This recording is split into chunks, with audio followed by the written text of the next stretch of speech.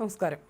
കോഴിക്കോട് കുണ്ടുങ്ങൽ സ്വദേശി 68-കാരനായ അബ്ദുൾ അസീസിന് വേണ്ടി മക്കിലെ KMCC നേതാവും സാമൂഹ്യ പ്രവർത്തകനുമായ മുജീബ് പൂക്കോട്ടിന്റെ നേതൃത്വത്തിൽ കഴിഞ്ഞ 11 ദിവസമായി തിരച്ചിൽ നടത്തി വരികയായിരുന്നു. ഒടുവിൽ ആ തിരച്ചിലിന് ഫലം കണ്ടു.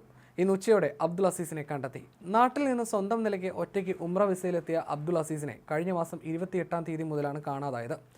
ദിവസവും വീട്ടിലേക്ക് വിളിച്ചിരുന്ന അദ്ദേഹം മാർച്ച് 27-ന് ശേഷം വീട്ടുകാരുമായി ബന്ധപ്പെട്ടിരുന്നില്ല. ഫോണിൽ ബന്ധപ്പെടാൻ ശ്രമിച്ചപ്പോൾ ലഭ്യമല്ലാതായതോടെ ആശങ്കയിലായ വീട്ടുകാർ സൗദിയിലെ സാമൂഹ്യ പ്രവർത്തകരുടെ സഹായം തേടുകയായിരുന്നു.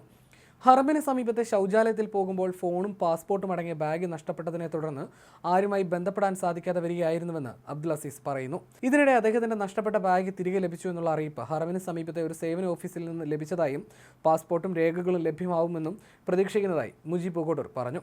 മറ്റ് ആരോഗ്യ പ്രശ്നങ്ങളൊന്നും ഇല്ലാത്തതിനാൽ അടുത്ത ദിവസം മദീന വഴി നാട്ടിലേക്ക് മടങ്ങാൻ സാധിക്കുമെന്നും അദ്ദേഹം വ്യക്തമാക്കി. മക്കയിൽ നിന്ന് അവസാനമായി കഴിഞ്ഞ മാർച്ച് 28-ന് വിളിച്ചപ്പോൾ ഹറമിനകത്ത് മദാഫിലാണെന്ന് അദ്ദേഹം പറഞ്ഞിരുന്നതിന്റെ അടിസ്ഥാനത്തിൽ ഗ്രാൻഡ് മോസ്കിലും പരിസരങ്ങളിലും അന്വേഷണം നടത്തിയിരുന്നെങ്കിലും കണ്ടെത്താൻ സാധിച്ചിരുന്നില്ല. മുജീബ് പൂക്കോട്ടൂരിന്റെ നേതൃത്വത്തിൽ സന്നദ്ധ പ്രവർത്തകർ സാധ്യമായ രീതിയിലെല്ലാം തന്നെ തെരച്ചിൽ നടത്തിയിരുന്നു.